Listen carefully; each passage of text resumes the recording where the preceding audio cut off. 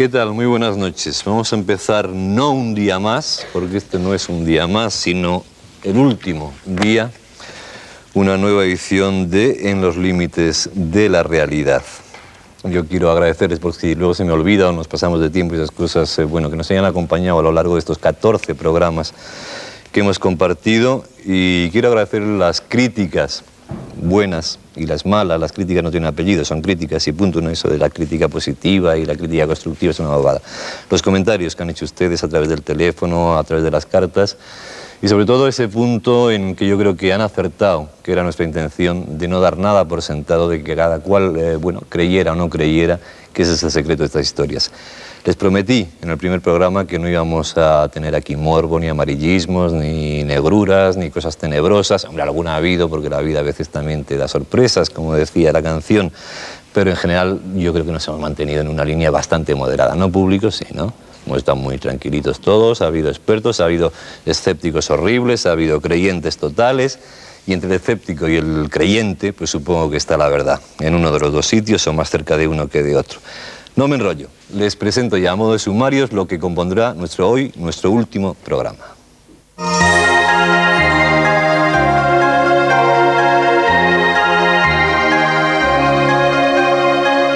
Ángel Grau, antiguo payaso de circo, murió convertido en una bola de fuego ante la aterrada mirada de su nieta. ¿Se trata de un caso de combustión espontánea?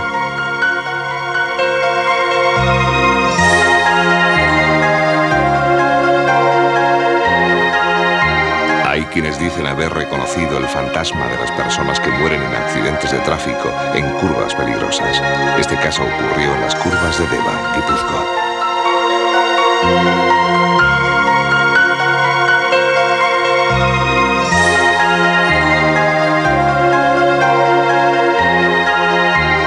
Juan Jiménez Mata asegura haber visto en 1985 a Jesucristo. Desde entonces, su vida ha cambiado radicalmente. ¿Estamos ante un santo del siglo XX?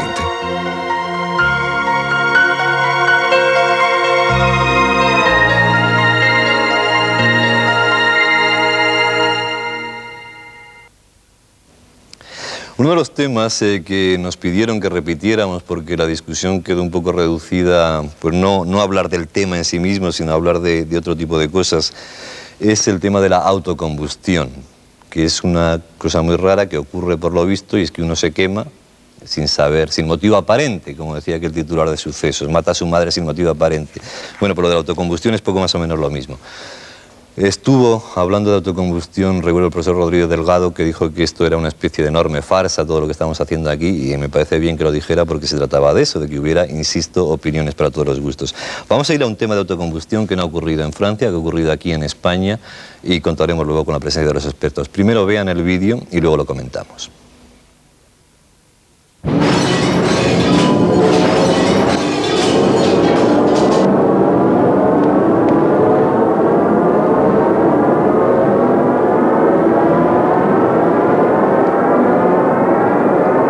Ángel Grau vivía retirado en Castellón desde hace más de 20 años.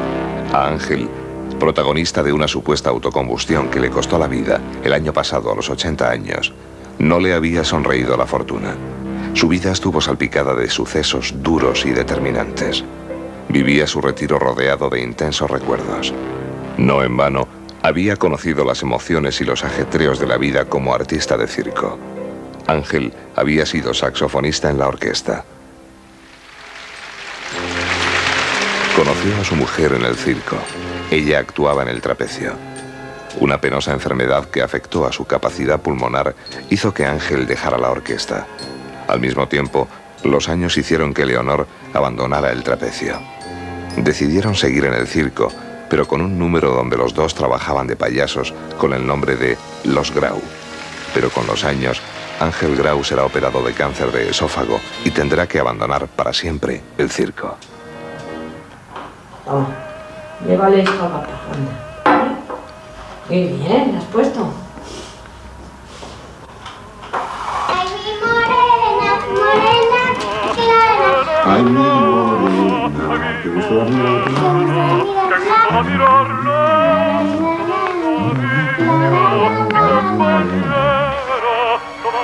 El matrimonio se trasladó a Castellón. La operación le devolvió a la vida, pero le ha dejado inútil para ejercer cualquier actividad. Los cuidados que necesita Ángel hacen que Leonor, su esposa, se dedique por entero a cuidarle junto a su hija Carmen. Los Grau se habían convertido en dos payasos solitarios, alejados a la fuerza de las carpas de los circos. Tal es la tristeza del matrimonio que su hija Carmen decide escribir una carta al programa más popular de la televisión de inicio de los 60, Reina por un día. La carta de la niña sobre la tristeza de sus padres payasos conmueve de tal manera al equipo del programa que montan un espacio para Carmen en homenaje al mundo del circo. Pero todo fue un espejismo, una montaña de regalos y unas bonitas fotos de recuerdo. Con los años, Ángel Grau se convirtió en un anciano de vida tranquila. Apenas sale de su casa en el centro de Castellón. Su mujer, su hija Carmen y Leonor, su nieta, le atienden constantemente.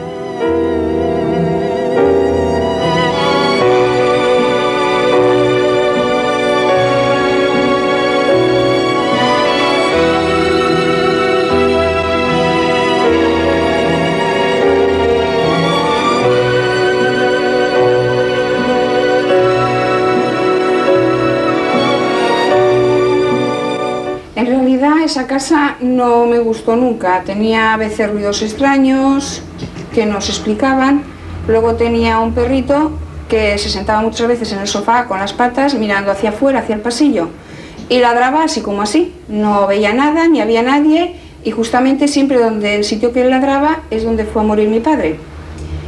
Luego también hubo un pequeño incendio un poco raro, pero vamos, son cosas que no le daba importancia. Ahora, tras la muerte de mi padre, pues pensé que yo creía que algo tiene que haber ahí, hay una explicación que no es muy lógica. En los últimos años, el viejo Ángel ocupa solo una habitación, ya que desde hace muchos apenas duerme. Se pasa las noches leyendo, escuchando la radio o viendo televisión. En otra habitación duermen la esposa de Ángel y su nieta Leonor, una niña de 12 años, puesta al cuidado de sus ancianos abuelos.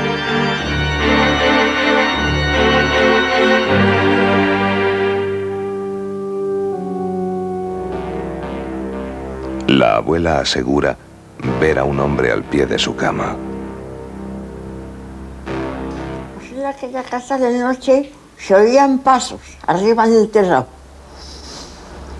Y por algunas veces al lado de la cama veía un hombre que se me quedaba fijamente mirando. Y yo, claro, me asustaba con eso. Y luchaba mucho y me despertaba. Y me parecía que hasta despierta lo veía. Pues yo tenía miedo de estar en esa casa sola porque es que por las noches oía ruidos y pasos por el terrado y cosas extrañas.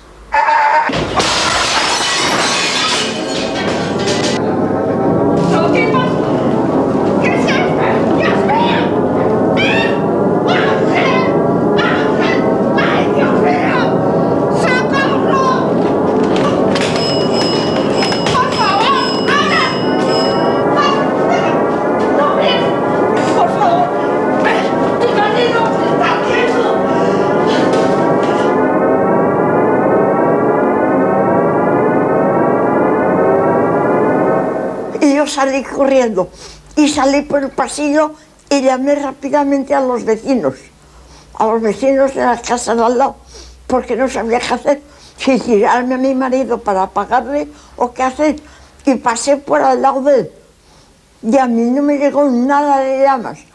Entonces pasé corriendo y fui a la puerta de la escalera y abrí y pidió socorro y vinieron enseguida los vecinos de al lado. ¡Por favor, necesitamos ayuda! Cuando salió ella yo llamé a la pared pidiéndole ayuda a mis vecinos y entonces vinieron ellos ya. ¿Qué ha sucedido? ¿Cómo es posible que el anciano haya ardido de esa manera tan fulminante? La policía comprueba que no hay indicios de fuego en la casa. Bueno, yo cuando llegué a casa, en primer lugar estaba llenísima de humo, o sea, había humo por todas las partes, todas las ventanas abiertas. En la entrada, en el pasillo, estaba el cuerpo de mi padre en el suelo, ya sin vida. Pobrecita. ¡Mamá, mamá! ¿Qué le pasó a papá? No lo sé. El juez llega al lugar de los hechos. Procede al levantamiento del cadáver. Solo se ha quemado el anciano. No hay indicio alguno de que algo haya ardido. ¿Ha podido una estufa de rayos infrarrojos incendiar el cuerpo de Ángel Grau de manera tan rápida? Estaba pues completamente de cintura para arriba, completamente quemado. Y las rodillas hacia abajo, hasta su piel estaba blanca, intacta. Una muerte bastante extraña.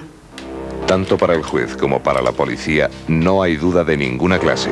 La combustión de Ángel Grau se originó en la pequeña estufa que tenía encendida en aquel momento en su habitación. Pues iba y venía a los juzgados diariamente o día sí día no, interesándome por los resultados de la extraña muerte de mi padre. Y tras mucho ir y venir, al cabo de una semana, pues lograron informarme, aunque yo no vi papeles ni vi nada.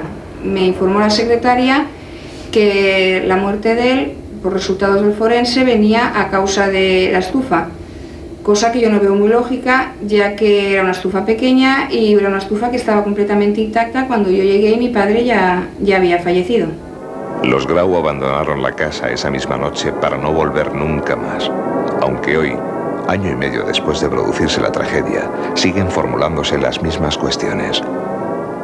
No tengo la menor duda de que nos encontramos ante uno de los fenómenos más extraños y más poco frecuentes de toda la fenomenología paranormal, la combustión espontánea.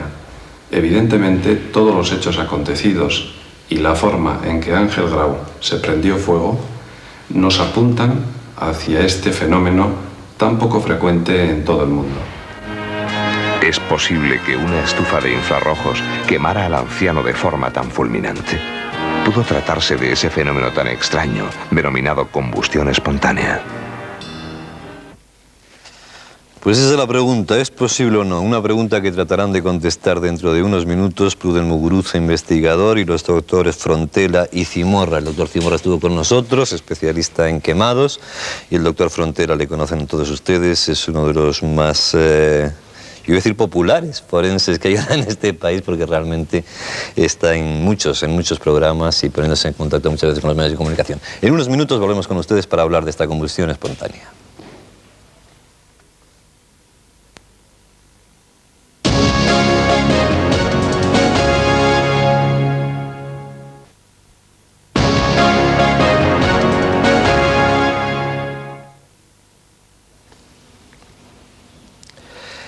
Bien, pues vamos a meternos con la combustión espontánea, que... Muguruza, ¿qué sería exactamente? Porque yo me temo que aquí hay 2-1, que tú eres el único defensor, sí, y los dos doctores van a ser más bien escépticos, sí, por las caras que ponían viendo el vídeo. He visto que me habéis puesto aquí contra dos, ¿no? Nah, no se trata de contra, sino juntos. Sí, juntos. En realidad, bueno, yo pienso que la combustión espontánea, como ya he dicho, es uno de los fenómenos más extraños que se conocen en parapsicología. Y en realidad no se sabe el por qué se produce y qué es exactamente lo que lo produce. Lo que no es nada reciente, porque hay casos de incluso de 1800 algo, ¿no? Bueno, de antes. Yo recuerdo un caso del año 1744 que una pescatera inglesa, Grace Pitt se llamaba, pues esta apareció ardiendo en el suelo. Había ropa al lado también, igual que en este caso, había ropa, papeles, y los papeles y la ropa no ardían, y ella pues hasta que se quemó totalmente, ¿no? Y luego, posteriormente, por supuesto que hay muchos más casos. Hay varias hipótesis que pueden ser razonables. Yo quizás me inclino por, vamos a llamarlo un suicidio psíquico. Suicidio psíquico. Lo que se conoce en psiquiatría, incluso hay, el síndrome de conversión histérica. En psiquiatría se conoce la ceguera histérica, se conoce la sordera histérica. Entonces, de alguna forma, se produce un efecto psicosomático que puede llegar a producir esta combustión, estas quemaduras. Lo mismo que, bueno, luego podemos hablar en hipnosis a través de la sugestión. Yo prácticamente, vamos, personalmente lo he realizado y se puede comprobar cómo a una persona aplicándole el dedo en el cuerpo, diciéndole exactamente, diciéndole que le vas a quemar, pues sí, le sale una ampollita y quemarse entero. Bueno, ¿no? Si es que ahí está, que es un fenómeno más complejo que no Doctor sabemos. Frontela, si a usted se le presenta un caso de estos, claro, lo fácil o lo lógico es acudir siempre a una llama exterior, a una fuente de energía exterior, que es el pitillo que se cae, que es, en este caso que hemos vivido era una estufa, creo que había de infrarrojos o no sé qué. Sin embargo, el gran problema de esta historia es que parece ser que la combustión espontánea surge de dentro a afuera, ¿no? En los cuerpos. Eso, ¿cómo se enfrenta un fiscal serio, es decir, que no quiera pasar así por un poco loco, y asume una combustión espontánea? Bueno, yo, si me permite, quisiera hacer tres matizaciones. Primera, en relación al dedo, que provoca una ampolla. Sin calor se puede provocar esa ampolla. Si una persona se frota, por ejemplo, el lóbulo de la oreja fuertemente, simplemente el roce del dedo puede desprender la epidermis o las primeras capas de la epidermis del resto de la dermis, y sin la acción del calor se forma una ampolla, y eso no significa nada de acción mágica, sino simplemente mecánica. Segunda puntualización en relación al vídeo. La señora, la esposa de este señor, lo expresa muy gráficamente. Dice: veía un hombre ante mí y cuando me desperté creí seguir viéndole, estaba soñando, ella misma lo dice. En cuanto a los ruidos que manifiesta oír la chica o la niña, son lógicos. Hay determinadas casas que producen ruidos, crujidos, simplemente depende de la posición en que se halle la casa, diferencias de temperatura, fenómenos de dilatación de los materiales de esa casa, diferencias de temperaturas día y noche, producen toda una serie de crujidos, de ruidos, etcétera, que no son nada extraños ni sobrenaturales. En cuanto al propio hecho de la combustión, es lógico, no es nada sobrenatural, ni parapsicológico, ni extraño. El sol nos calienta, está muy lejos, sí, es una enorme bomba de calor, pero nos calienta porque los rayos se transmiten no solamente por el contacto directo, sino por irradiación, por convención, es decir, por unas ondas invisibles que no vemos. Ahí había una estufa de infrarrojos, esa estufa emite rayos infrarrojos. Basta que esos rayos lleguen a la ropa. Hoy día hay ropas de nylon y sobre todo de materias plásticas y sintéticas muy inflamables. No solamente muy inflamables, sino que hay una serie de material de este tipo que está fabricado de derivados del petróleo. Basta que la estufa, aunque esté alejada, emita esos rayos infrarrojos, que lo está emitiendo, su propio nombre lo dice, rayos infrarrojos, para que alcance la ropa suficiente temperatura, arda la ropa y, lógicamente, se queme la persona. Pero es que el problema es que, por lo visto, hay muchos casos donde la ropa es lo que no se quema, y si la persona... Sí, no, bueno, no es este el caso. Ahí se vio que, o por lo menos se representó que la ropa se quemaba, y la ropa se quema. La persona es la que se quema siempre en segundo lugar. Miren ustedes, hubo un famoso investigador, March, que fetos introducidos en alcohol para comprobar si podrían arder fácilmente, porque, claro, una de las cuestiones, una de las características de la combustión espontánea es que dicen que arde con llama azul. Eso se achaca al alcohol, sobre todo personas alcohólicas. Bueno, pues a esos fetos los prendía a fuego, que le tenía conservado, y no se quemaban, era muy difícil de quemar. El tejido humano tiene una gran cantidad de agua. Se arde, se quema, se reduce a cenizas, la cremación en los cementerios, pero a base de un combustible potente. Muy potente, ¿no? Y además que tardan 8 horas. Es cierto que uno de los primeros casos que se trató de explicar era porque el autocombustionado era alcohólico, y entonces la explicación que dio, creo que era un juez, era lo que había ardido el alcohol, ¿no? Pero eso era en el siglo XIX, se achacaba a personas o fumadoras o alcohólicas que se producía.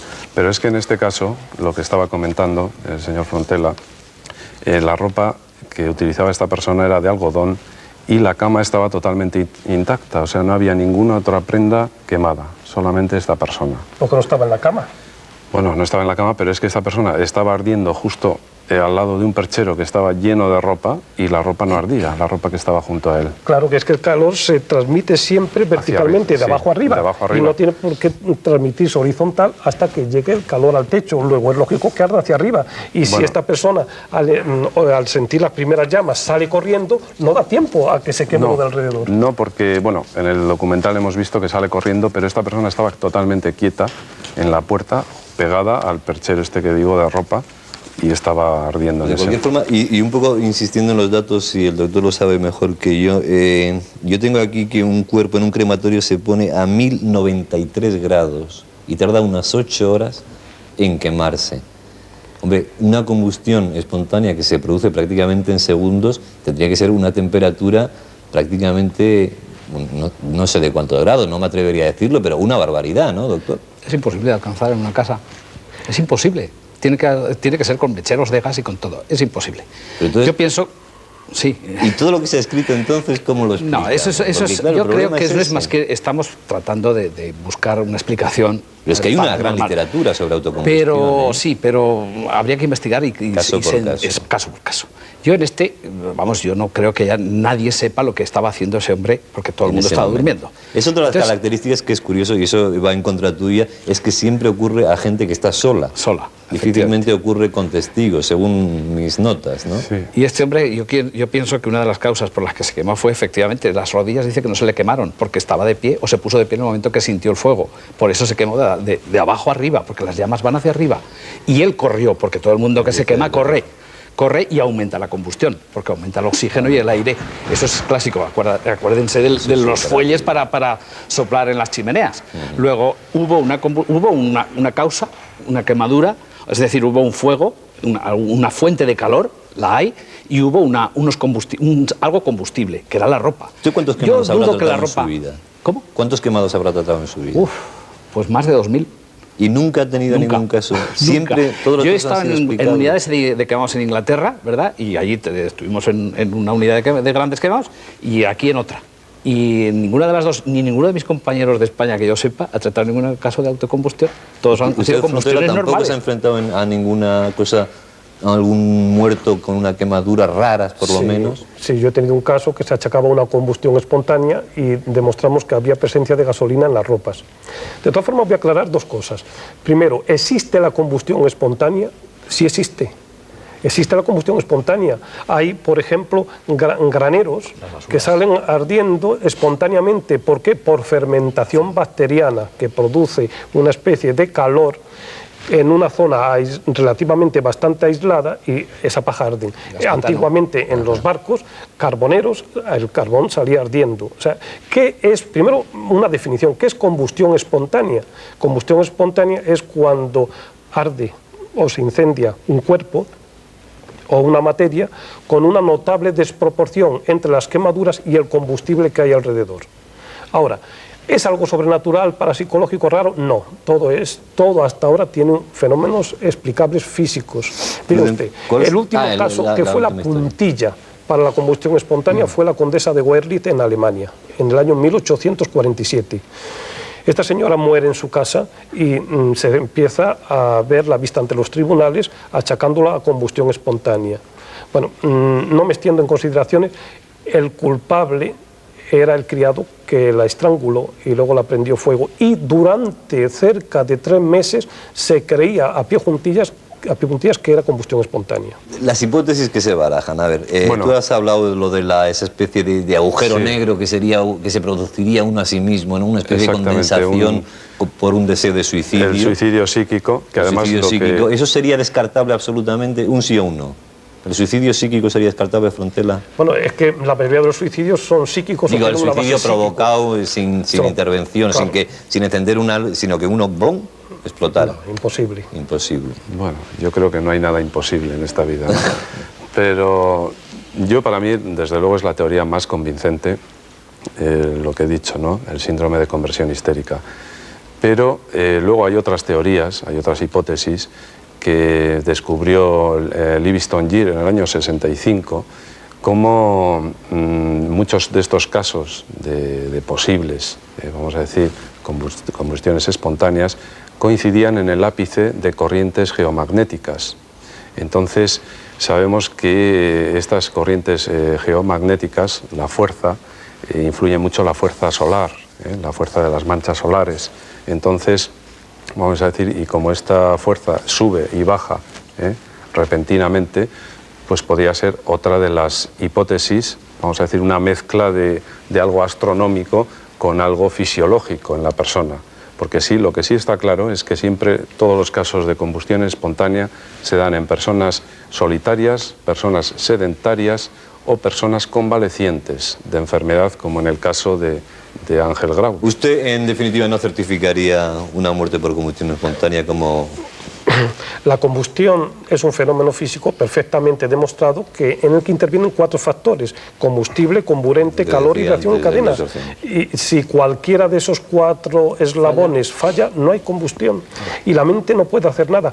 Bueno, la mente, el cerebro, el organismo, como ser vivo, emite efectivamente una serie de ondas eléctricas, pero por supuesto no llega a la potencia suficiente para producir la temperatura capaz de una ignición. Seguiremos esperando, que ya no nos queda tiempo para seguir en este tema. Muchas gracias por estar con nosotros. Nosotros vamos a pasar a nuestro siguiente segmento, que es otra historia también bastante, yo creo que tan antigua por lo menos como la de la combustión. Es la chica de la curva. ¿No? Ir a hablar de esa chica que aparece en una curva y dice, cuidado, cuidado, que te vas a matar, y desaparece. Sí, pues de eso es lo que vamos a hablar en unos minutos. Muchas gracias por estar con nosotros. Gracias.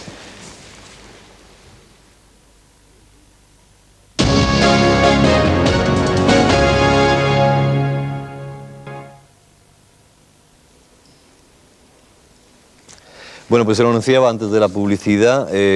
Vamos a hablar de esa chica que dicen que se aparece en las curvas, chica y chico, porque hay en algunos sitios donde es un chico y más cosas que se aparecen. Se te monta en el coche y te dice, cuidado, cuidado, que aquí tuve yo un accidente, y cuando vas a mirar para atrás, pues resulta que no hay nadie en el coche.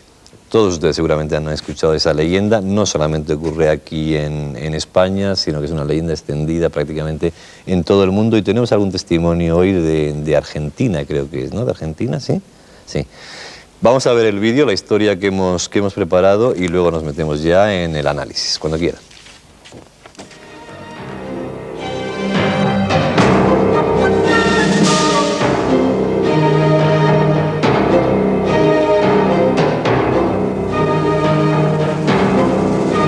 Ana Gorrotxategi Atxotegui falleció el 29 de diciembre de 1982 a los 17 años de edad, víctima de un trágico accidente.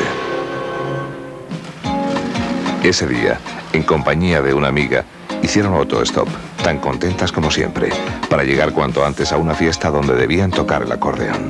Pero de pronto, el coche se salió de la carretera. Los esfuerzos de su amiga y del conductor por socorrerla fueron inútiles. Ana había muerto. El accidente de Ana Gorrotxategi es uno más de los muchos que se producen precisamente aquí, en estas peligrosas curvas de Deva.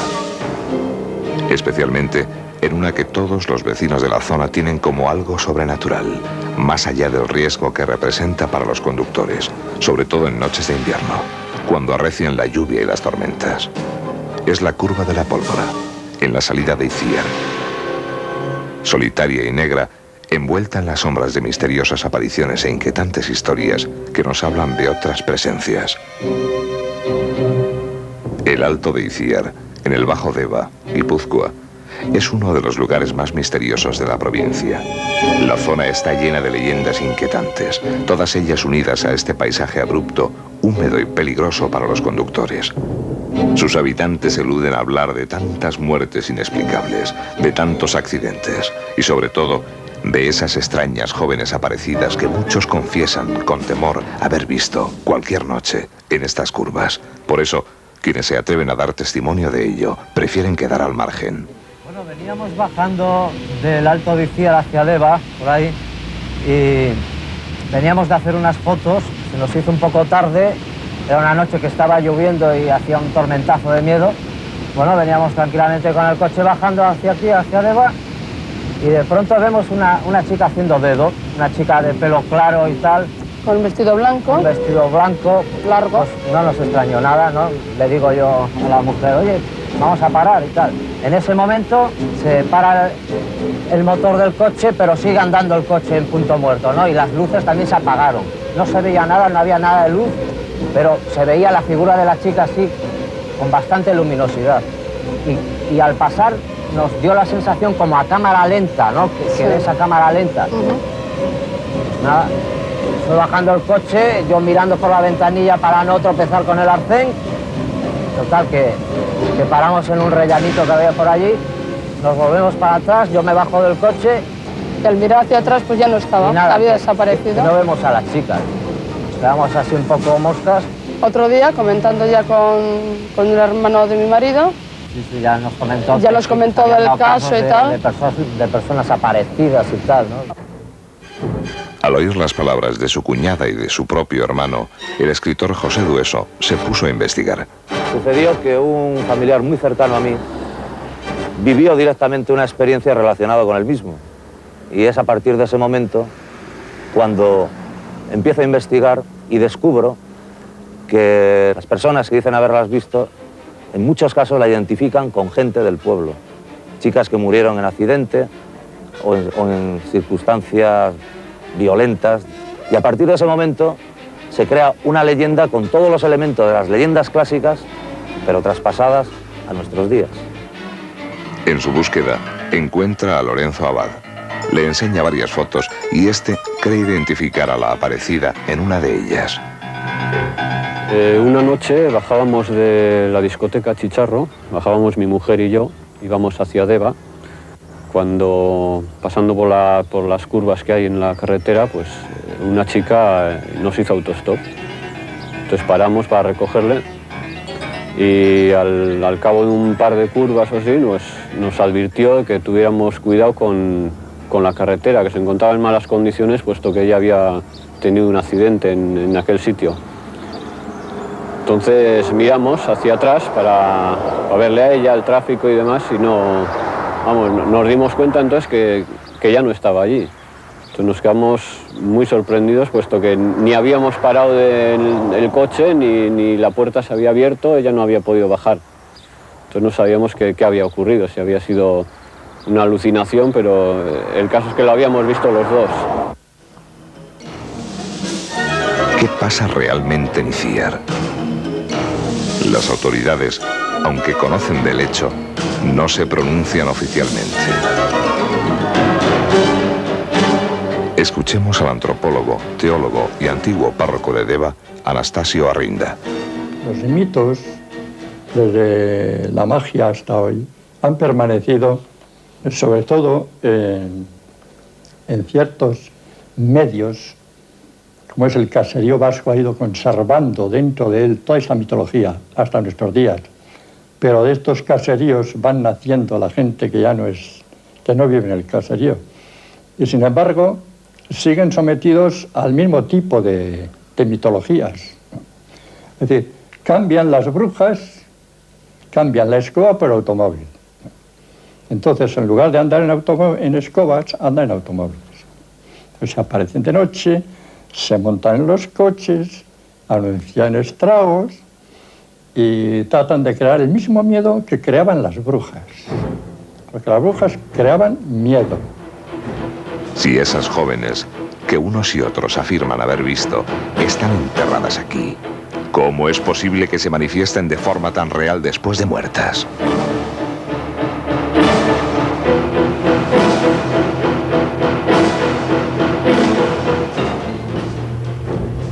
No seas boba, niña. No te pongas así, mujer. No, sí, simplemente pasa.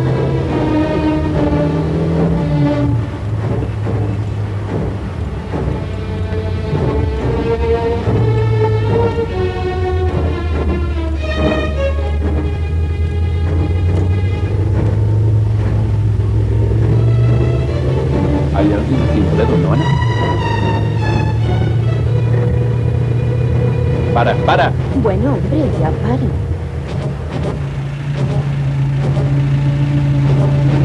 Oye, vaya pinta que tiene. Sí, espera. Gracias. De nada. De nada. ¿Vais a Deva? Oye, menudo sí que estabas haciendo Deva. Sí, nos ha pegado a desmano para parar. No te preocupes. Conduce con cuidado. En esta curva me maté yo. Y no es solo Lucier. Con uno u otro nombre, con uno u otro rostro.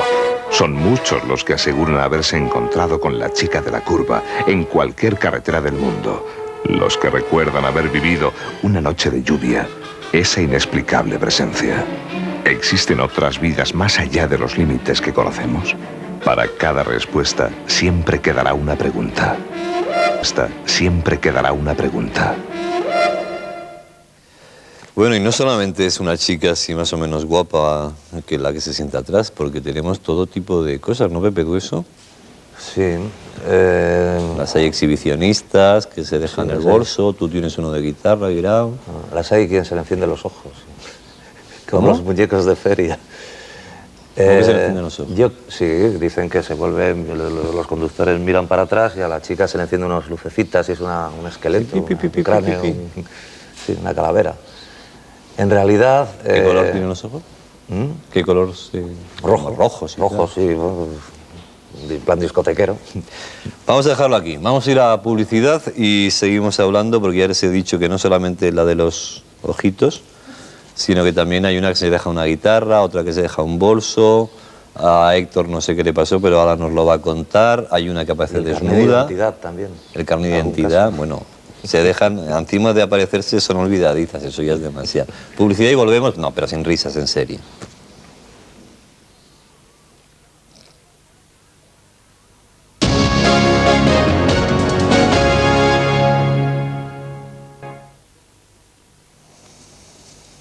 Venga, seguimos en serio con el tema del chica de la curva. Pedro Guirao, que el pobre se vio obligado poco menos que por el editor para meter este tema en uno de sus libros, porque tú no tenías mucha fe en la cosa. No, ni la tengo.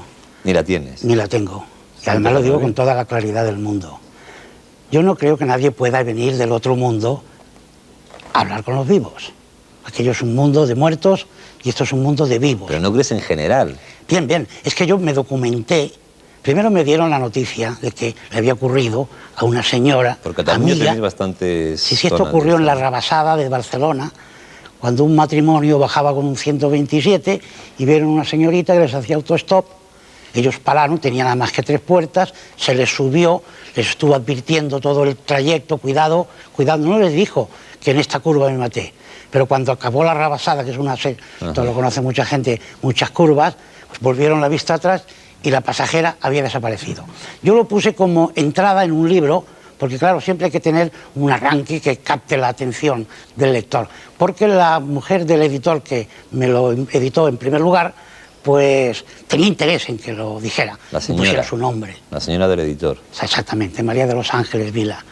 Entonces yo lo puse para complacerla a ella, pero al mismo tiempo investigué un poco yo esto.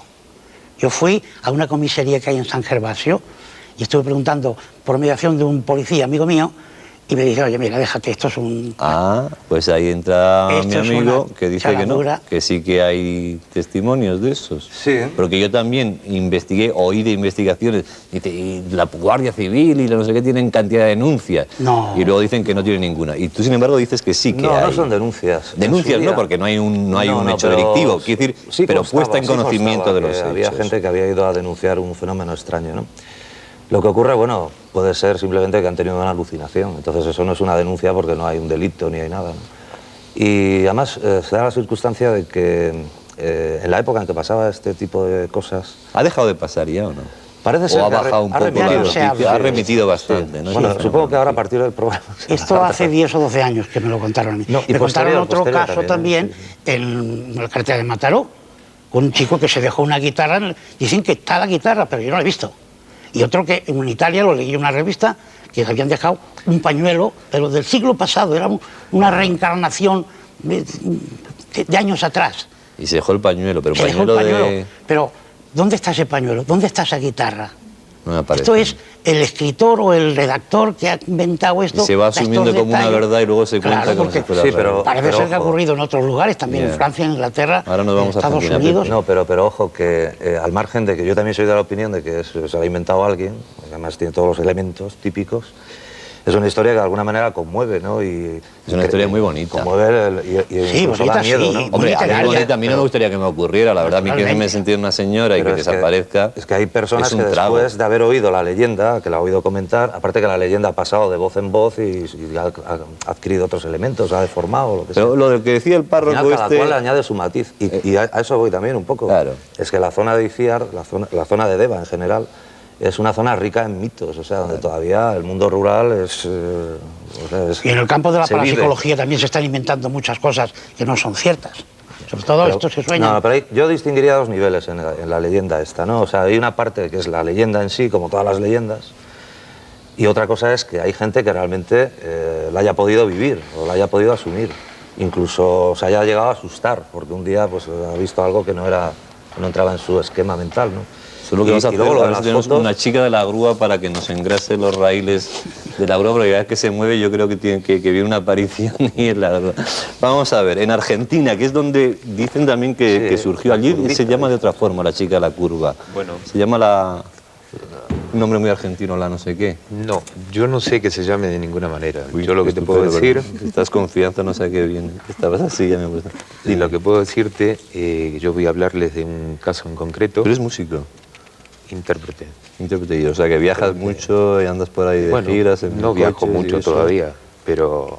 ¿A ti no se te ha parecido a nadie? Todavía no, bueno, pero llegará. ¿Y qué es el tema que conoces tú? ¿Cuál es? Bien, entonces te voy a decir que ha habido muchos casos en Argentina, algunos de ellos que se han publicado y tal, pero en concreto puedo hablarles de un caso que le ocurrió a un amigo mío. Este muchacho pues es conductor de camiones y él trabajaba en Entel, que ahora es Telefónica en Argentina. Entonces hacía transportes de material de Entel. Y en concreto en la ruta de Buenos Aires a Córdoba, pues él iba muy angustiado, iba muy preocupado, sumergido en una situación que había vivido recientemente. O sea, había perdido... Por ahí te van a atacar estos. ¿Sabes? Había perdido... Por la situación personal suya. ¿Vale? Claro. Un sobrino de él. Se había muerto. Sí, exactamente. Y entonces él iba, ya te digo, o sea, fuera de la realidad. Su realidad era el camión y la ruta y la carretera. Exactamente. Pues esta imagen apareció a su lado, no le habló, simplemente, pues bueno, él la vio, se sorprendió, ¿sabes? Sintió. Exactamente. Y pues habrá viajado con él tal vez medio kilómetro, por lo que él decía. Lo importante, que luego a su regreso, él comentaba que posiblemente aquello que le ocurrió lo salvó a él de un accidente. ¿Entiendes? ¿Por qué? Porque hizo volverlo a la realidad, de la carretera. A su realidad, a su momento. ¿Entiendes? Exactamente. Pero a él... Y no llegaron a hablar nunca. A hablar entre ellos, no. Él sintió la presencia y la vio. Exactamente, y la vio. Él de que ella se haya dirigido a él en ningún momento. ¿Y no puede ser una ensoñación? Eso mismo. Porque durante medio kilómetro, si tú ves a alguien al lado, le dices, hola, normal, o algo. Yo no lo he vivido, ya, pero él lo ha contado. Cuando te lo contaba, con angustia, y además, o con te digo, merece mi respeto y mi confianza esta persona. Yo me pongo en plan de abogado del diablo, vale. No te enfades conmigo. No, por favor. Te quiero decir. Y puedo decir que, vamos, yo creo que él ha sido una realidad para él. ¿Entiendes? ¿Y él lo contaba ese encuentro con angustia o con una cierta tranquilidad? Él lo contaba sorprendido, gusto, pero a la vez agradecido de esa situación. Es lo que decir, el sentimiento era positivo. Agradecido de esa situación. Exactamente. Bueno, ¿tú qué cantas? Canción melódica. ¿Pero argentina o no? Bueno, canto en mi idioma, pero... Es el mismo, es español. Un dúo, como este es el último programa, yo no estoy buscando aquí el pan, si quieres podemos hacer aquí un dúo. Yo me sé Martín Fierro y todas las de Atahualpa Yupanqui, pero esto no es canción gauchesca, es canción melódica romántica. Por Dios, estáis todos en el romanticismo aquí metidos. Pues es una historia romántica esta, y además no es la primera vez que ocurre esta historia, ¿no? De gente que unas presencias le ha salvado de un accidente, les han vuelto sin decir nada, que han oído un grito de repente y han hecho estar atentos y se han dado cuenta de que venía una curva o que tenía no sé qué, cosas que no se habían dado cuenta antes. Eso también ocurre en las carreteras. Lo que yo no sé, eso sí es un poco el tema un poco que decía nuestro compañero, esa especie de ensoñación, de estar ensimismado cuando estás conduciendo durante mucho tiempo, y el tema de la noche, que siempre parece que hay sombras en la carretera, ¿no? Yo creo que tiene que funcionar alucinación, ahí. diría yo. De todas maneras, ya que sale el tema, es curioso observar como siempre que hay, no solamente en el caso de la chica, sino en el caso en general de cualquier aparición o de cualquier fenómeno raro, tenido por leyenda, pues difuntos que se aparecen o la Virgen que se aparece, etcétera. Casi siempre son personas que tienen problemas de anímicos. Siempre hay un drama, sí. Hay un drama detrás. De alguna manera los forjan ellos. Algo que se crea dentro de la mente de las personas, porque tenemos unos complejos extraordinarios. En Cullera hay un joven que hace autostop. Yo creo que debe ser el único varón que por lo menos que tenemos recogido aquí en la literatura. Sí, hay cantidad de casos. En Nacional 332, un señor que dice que ahí que se mató también. Bueno, la chica de Majadahonda aquí en Madrid, que es quizá la más conocida de todas, la de Ragudo.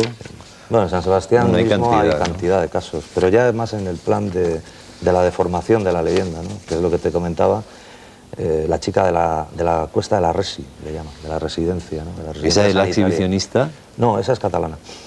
La exhibicionista es catalana, eso lo vi en Cataluña, quiero decir. ¿Y eso qué pasó? ¿Cómo es? Pues que se quitaba una gabardina o alguna cosa, ¿no? Pero entonces no es que te quitara el accidente, es que te lo provocaba. Claro, el pobre señor mirando para atrás y la otra... Es posible que ni siquiera estuviera el coche en movimiento, pero... Nah, yo les aconsejo bueno, que no. Y lo del carnet de identidad que te he dicho también... ¿El qué? ¿Que se dejaba en el carnet? No, deja el bolso con el carnet de identidad dentro. Pero luego dice... Sí, pero nadie lo ha visto. Esa es la historia, que luego nunca nadie ve nada. Que darme pruebas esa es la parte del comentario. Una cosa, o sea, tú, en definitiva, ¿crees que es un poco una leyenda y la alucinación personal de cada uno? Y su y luego está el rumor, por así decirlo. El rumor que se extiende y al final te hace ver incluso. Uno ha visto un fantasma, él cree que lo ha visto o lo ha visto realmente y otros lo interpretan. Pepe Dueso, Pedro Guirao, muchas gracias por estar con nosotros esta noche, la noche de lujo, que es la última, por habernos explicado la chica de la curva. Vamos a meternos con un clip sobre misticismo para adelantarles un poco y dar paso a nuestros siguientes invitados. Y Héctor, luego hablamos. Vale. Si podemos hacer yo con las maracas, aunque sea... Algo podremos hacer. Claro que sí. Les metemos el clip sobre el tema próximo y nada, empezamos enseguida.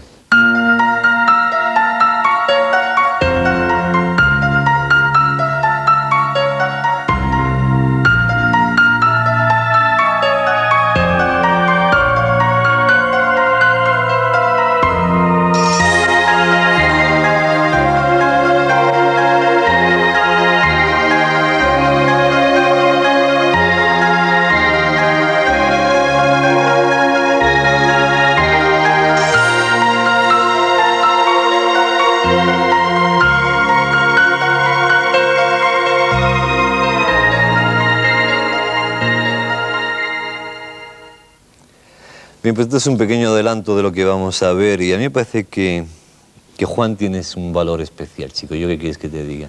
Porque en este siglo XXI prácticamente ya, andar por la vida diciendo que se te aparece Dios y que levitas y que eres místico, hace falta echarle mucho valor. No, lo que hay es que ser realista. Pero tú sabes que un psiquiatra y un cura te van a decir y un fiscal te van a decir que es mentira. Y yo le hablo a estos dos señores. ¿Existe Dios o no existe? No lo sé. Es una pregunta que se lo hago a ellos. Hombre, yo creo que te dirá que sí, porque como sí, no, sí. como todo diría entonces, que sí. No digo ninguna mentira. No. El problema es si tú le ves o no le ves, eso es lo que van a discutir.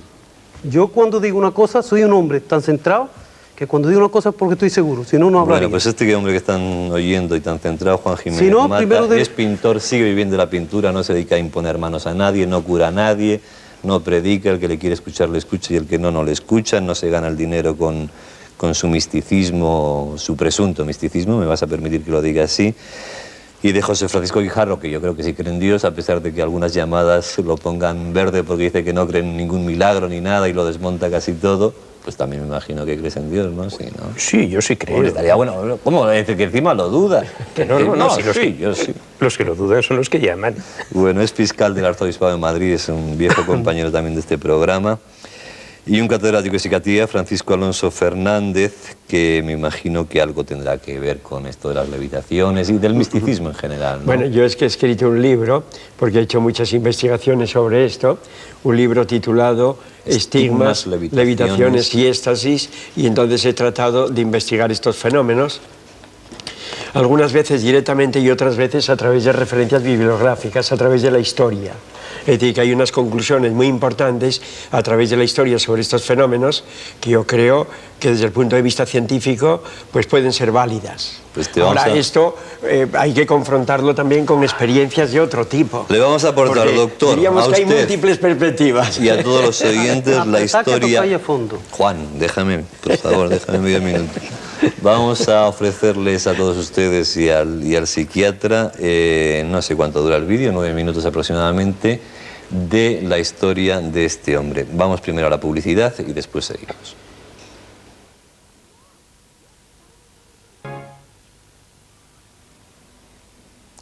Ya conocen entonces a nuestros invitados y vamos a ver ya directamente la historia de este cordobés, de Juan Jiménez Mata.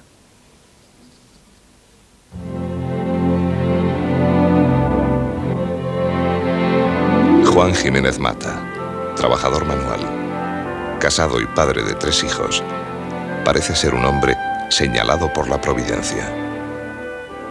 Tras una primera revelación que le devolvió la fe, Juan tuvo un trascendental encuentro que cambiaría radicalmente su vida, hasta convertirle en un hombre dedicado por entero a Dios.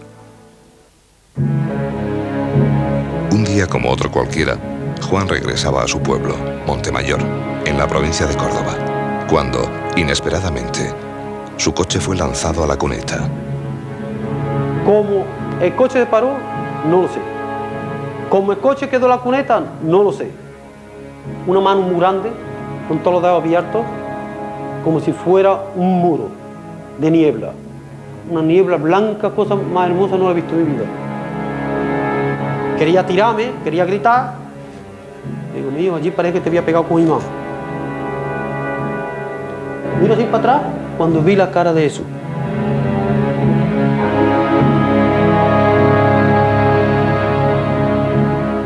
Desde entonces mi vida ha tenido un cambio totalmente distinto a como Juan era antes. Ahora un hombre de amor y antes era un hombre que no aguantaba nada. Es una figuración mía ni mucho, porque muchos dirán, a lo mejor ese tío aquí estaba aquel día vivido. Mentira, nada, estamos muy frescos, muy serenos, más serenos que ahora mismo. Tras oír la llamada de Dios, Juan, aunque continúa ganándose cada día el pan con el sudor de su frente, dedica todo su tiempo libre y todas sus energías, como un santo laico, a hablar de Dios y ayudar a los demás. Está dándolo todo por los demás. Lo que me está que el día de mañana sepamos, metemos todos de agradecerle la obra que está haciendo. Para mí es una obra maravillosa. El sacrificio está haciendo muy grande y muy bonita obra. Para acoger a cuantos vienen a verle, Juan arregló lo que antes era un garaje en el patio de su casa como un sencillo lugar de oración y encuentro. Allí se reúnen todos los domingos gentes de toda España, que en su mayoría provienen de los cursillos de cristiandad. Se trata de un grupo muy heterogéneo, compuesto por gentes de muy diferentes edades y condición social, que buscan solamente un camino espiritual. Bueno, me llamo Antonio Gutiérrez, soy de Jamilena, Jaén, y vengo aquí todos los domingos a casa de Juan, en fin, porque aquí encuentro un alivio para mi espíritu, para mi alma, encuentro una tranquilidad espiritual, y tengo que decirle que cada semana que vengo aquí, vengo con más alegría, tanto mi mujer como mi hijo y yo, venimos con más alegría, venimos con más amor. La gente que hay aquí es una gente maravillosa, nos tratamos todos como hermanos. Además, el hecho, nada más entrar por esas puertas, todo el que nos recibe con un beso. Y nosotros le damos un beso de amor, pero de amor fraternal. No hay equivocaciones. Yo y tú, ¿cómo tenemos que hablar? Así como Él quiere que hablemos. No es un Dios justiciero, un Dios que mata, un Dios que hace. Si nuestros padres que se mueren, si nuestros padres tienen tantos errores y no sabe lo que va a hacer con un hijo, ¿cómo va a ser Él? Para nosotros peor que un padre de carne y hueso. Yo no conozco ese Dios, yo conozco un Dios del amor. ¿Estamos simplemente ante un grupo de beatos o es algo más profundo lo que mueve a tanta gente a llegar hasta aquí? Aquí ni de beato, ni golpe de pecho, ni tontería. Aquí somos tíos que tenemos que salir a ganar nuestro pan y la cosa es muy sencilla y muy clara. Desde la primera aparición en 1985, Juan asegura haber visto al Señor en contadas ocasiones, aunque dice gozar de habituales comunicaciones con él. Pero de uno de estos encuentros hubo numerosos testigos. Fue en el mes de junio de 1992 y ocurrió en otra pequeña capilla situada en el interior de la casa de Juan. Iban a celebrar un retiro espiritual y Juan, viendo que el grupo ansiaba tener una vivencia como las que él describía, decidió cerrar herméticamente las puertas y ventanas de su casa y esperar, en oración, una manifestación divina. Puertas y ventanas de su casa y esperar, en oración, una manifestación divina. Durante el retiro se rezó y pidió por toda la humanidad simbolizada en una bola del mundo. Alabado sea Jesucristo. Alabado sea Jesucristo. Y te pedimos y te deseamos por todas las almas del mundo. No queremos hambre, no queremos guerra, no queremos... Después, estando en oración en la capilla, ocurrió lo que algunos de los presentes describen como la experiencia más grande de sus vidas. Y vi como una bola, vi cómo bajaba de arriba a abajo, pero muy despacito.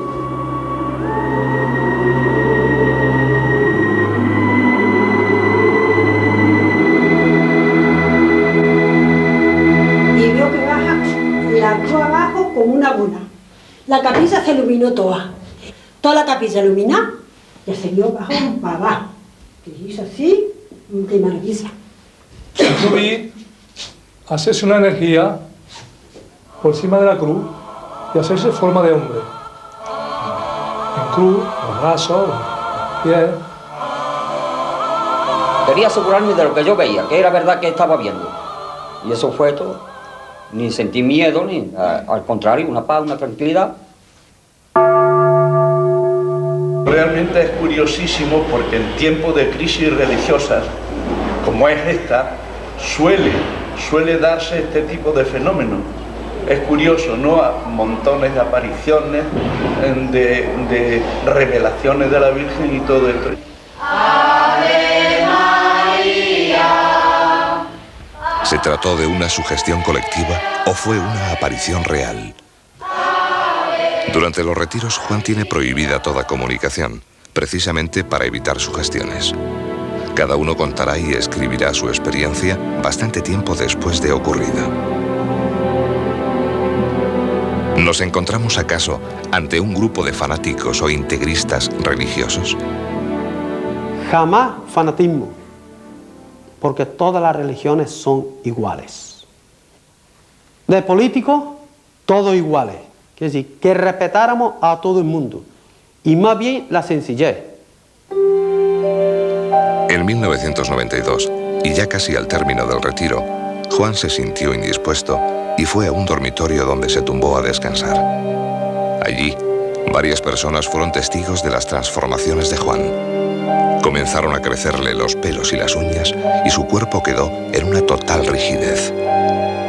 Al terminar el trance místico y colocarse en pie sobre la cama, estirando los brazos, varios testigos vieron cómo Juan se elevaba, levitando. ¿Qué opinan de Juan las gentes de su entorno? Pero ves que la vi fueron. Así tirar lo que sea, pero hasta ahora mismo me parece que si existiera no estamos así, como estamos, con más hambre que un pillalúa. Todo el mundo nos abre sus puertas, todo el mundo como él las ha abierto. No tenés ni día ni noche. Si viene una familia, se quiere ir a la una, pues hasta la una está allí. Por otro lado, Juan, que no realiza ritos ni se viste de forma especial, se considera a sí mismo un católico sin más. Sin embargo, entre otros muchos, su propia esposa ha sido testigo de un fenómeno de bilocación de su marido. Mientras Juan se encontraba en la capilla, su mujer vio con satisfacción cómo entraba un haz de leña en la casa.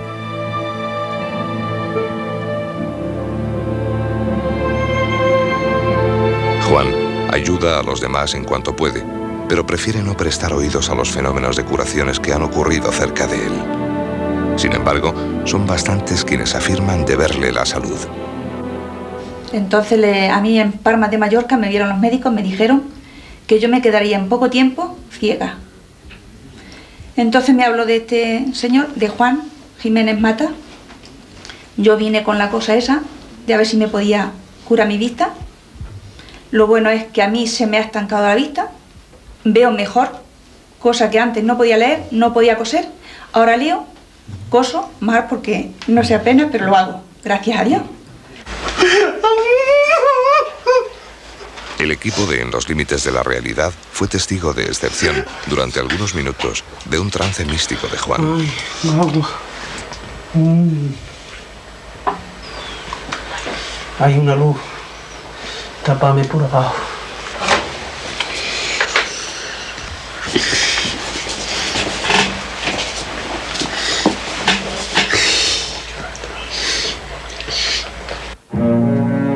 ¿Quién es Juan Jiménez Mata realmente? ¿Un visionario trasnochado? ¿O quizás estemos ante un santo del siglo XX, del que muchos reniegan y al que la propia Iglesia le vuelve la espalda, como ya hiciera con tantos otros en épocas pasadas?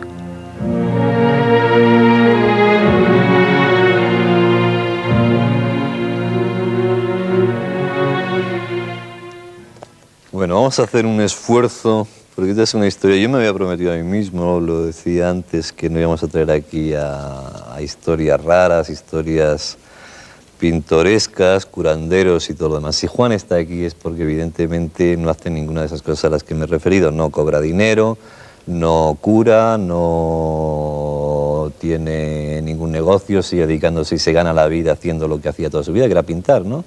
¿Eres pintor? Yo sigo con mi pintura, yo sigo mi trabajo y tontería no admito.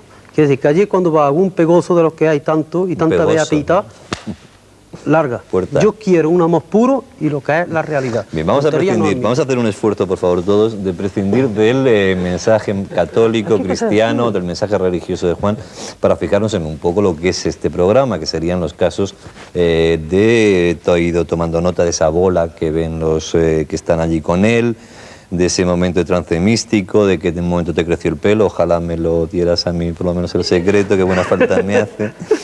De la bilocación, que es estar en dos sitios a la vez, de una serie de cosas que hemos ido viendo a lo largo del vídeo, prescindiendo, insisto una vez más, de lo que tú puedas predicar. A mí me pareces un tío de buena voluntad. Hombre, y punto. Mira, yo predicar, importante, ¿qué quiere que te diga? Predicar, yo no predico porque no soy un predicador. Bueno, pues para predicador están estos señores que son los que tienen que predicar, que es lo que vive con eso. Yo vivo con mi pintura. Pero sí, cuando me ocurrió esto, pues un amigo mío, Diego, porque es que es mucho lo que ha grabado y no ha salido de esas cosas, ¿no? Me habló mucho de unos cursillos de cristiandad. ¿De un? Cursillo de cristiandad, que el padre tiene que saberlo. Sí. Entonces, como católico que soy, que mi madre, cuando tenía 30 años se quedó viuda, siempre me enseñó a amar a Dios y a la Virgen.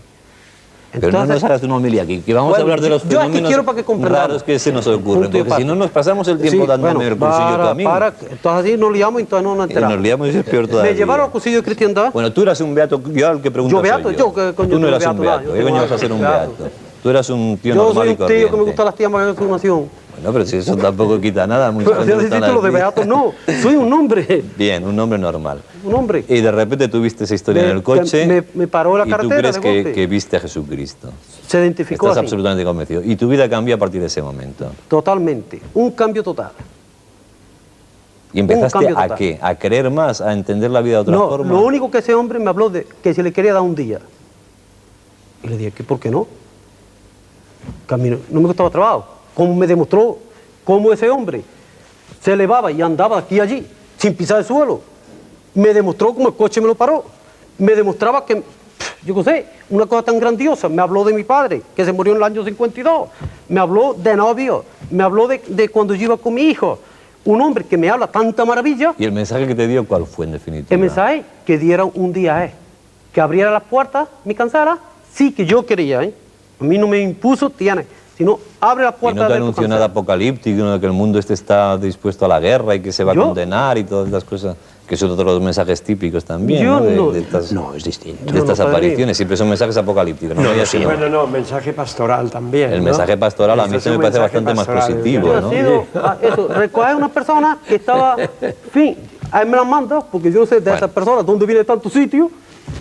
Hacemos nuestro concilio de cristiandad, tenemos nuestras charlas como aquí las tenemos, como padres de familia. Sí, pero aquí no hay bolas. Hombre, esa bola, verá, es que ocurrió una cosa que me dijo que iba a pasar muchas cosas grandes que se iba a haber.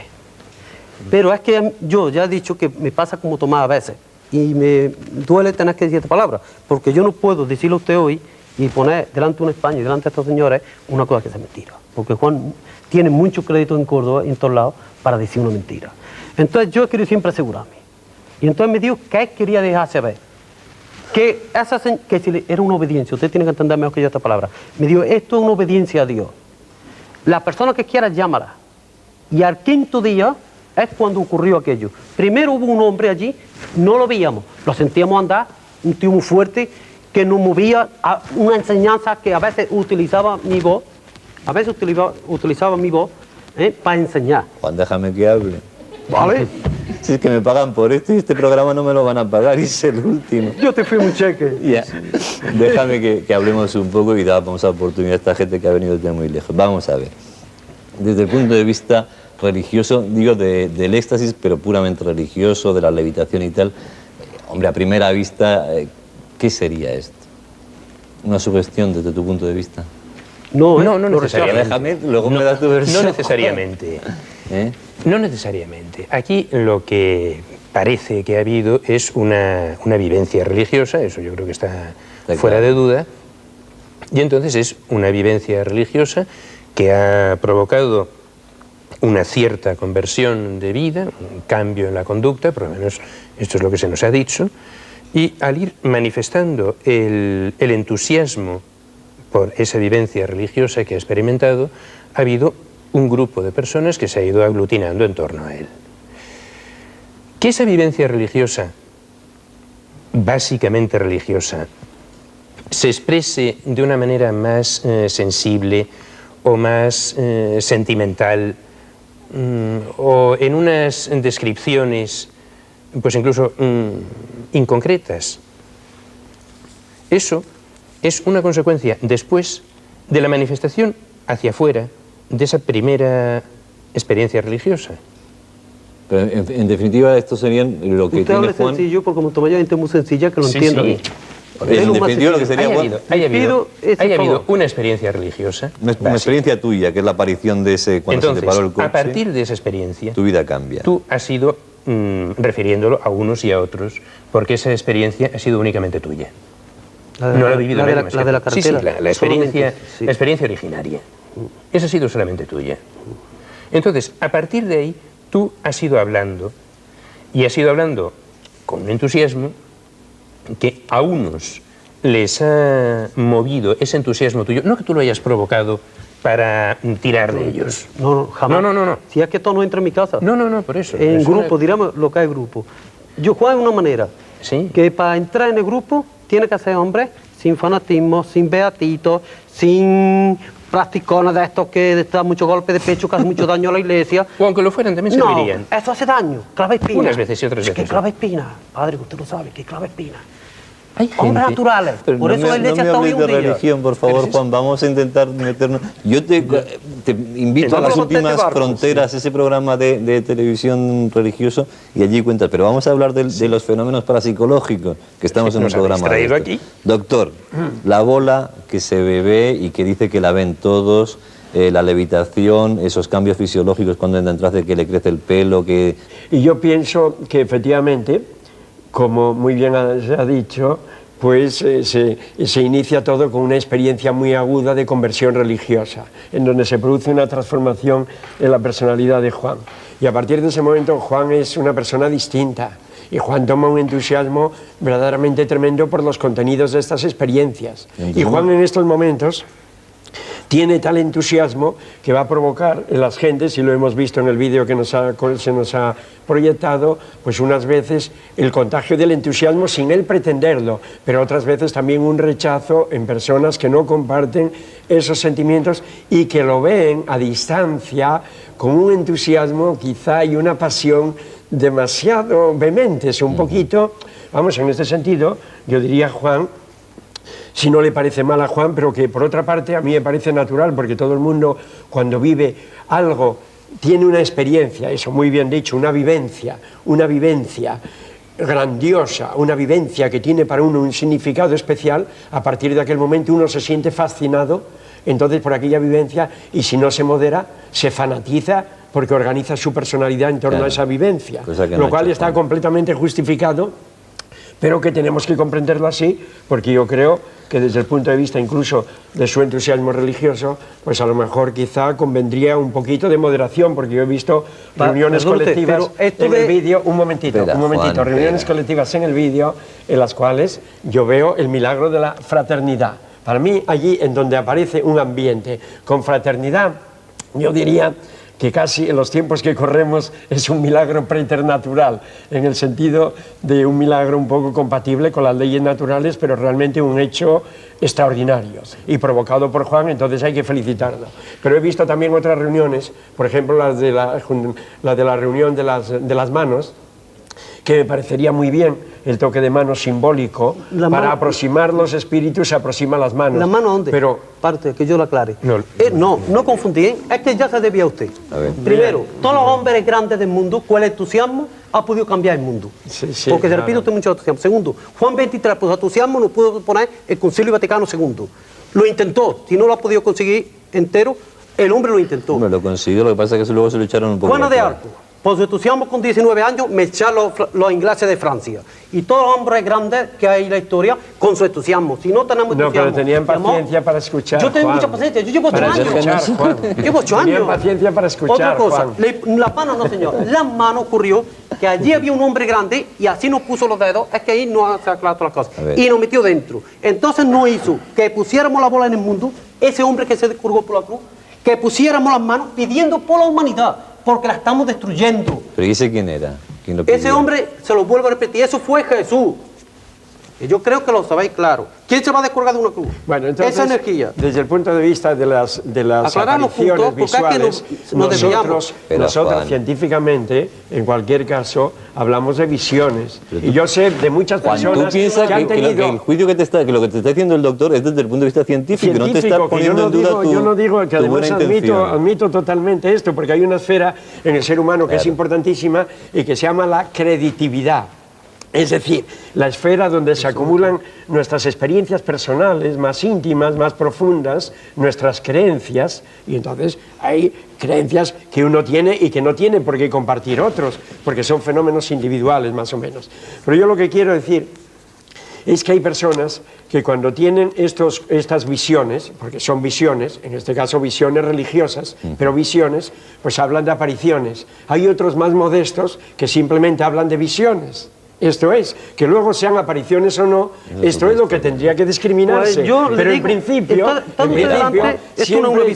siempre que hay la aparición de algo que no pueden comprobar los demás, un objeto que no es real, se habla de visión, se habla de alucinación visual. Luego que esas alucinaciones visuales tengan una interpretación u otra, es completamente distinto. Pero yo he estudiado personas que han tenido estas mismas experiencias, análogas experiencias a las de Juan, y han hablado en principio de que tenían visiones religiosas, no apariciones, porque ya lo de apariciones es prejuzgar mucho. Mírate, yo soy un hombre que la visión la rechaza. Si no ponemos en duda tus experiencias religiosas, y lo que tratamos es que este programa es de eso, ¿entiendes? Del tema de la levitación, de si se levita o no se levita y todo lo demás. Pero de verdad que no estamos... Pero yo no sé, ahí está Lucas, que este hombre estaba en Palma de Mallorca, que fue el que vio cuando ocurrió todas esas cosas, porque ahí me hicieron un muro, así como un círculo, porque yo me quería ir, ¿eh? Eso vamos a que hablar claro. Yo no quería vivir ya en esta tierra. Cuando yo vi aquello bajar, pasar esa confesión que yo tuve que pasar tan grande, yo veo una cosa tan grande que vi, yo no decía más que Dios mío, sácame de esta tierra porque esto es una mentira lo que hay en esta tierra. Y ya cuando fue así, poniéndome así de pie, Cuando el techo parecía de esponja, es cuando las manos me se atraviesan.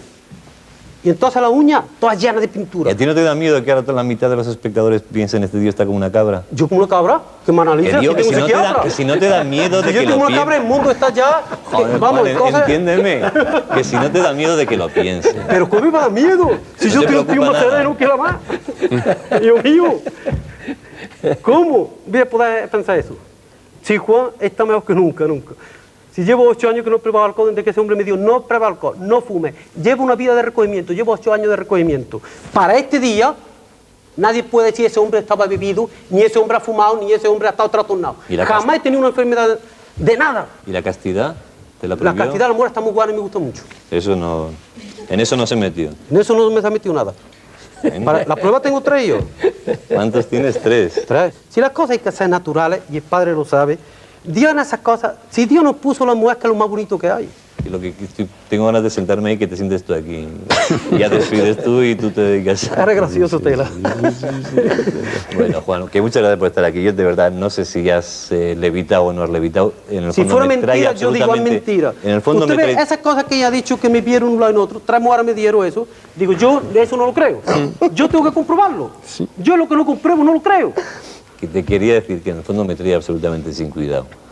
Que yo te veo que eres un hombre feliz, que tu mensaje es positivo, que no haces daño a nadie y que no te estás aprovechando de nadie. Y eso me parece que es lo único importante y lo que tú has dicho, doctor, que es un mensaje fraterno que ya es un milagro en este siglo, XXI. Bueno, pues esta es la cartera a la que se termina ya, porque no hace falta, el bolígrafo lo vamos a guardar definitivamente. No es que nos terminemos, es que terminamos del todo, Juan. Es que parece que por donde yo voy... Si me dejas. Si no. Podemos seguir otra semana, pero creo que la programación ya no está preparada. para nosotros solos, hombre. Un minuto nada más. Que muchas gracias, lo que decía al principio, por habernos seguido. Muchas gracias a todos los que han colaborado, al público, a las azafatas, a la señora que me ha quitado aquí las huellas una y otra vez de todos los que pisábamos, a todos los compañeros del equipo y que nos encontraremos pues cualquier día, en cualquier esquina o en cualquier televisión. Hasta entonces, que sean ustedes moderadamente felices. Muchas gracias.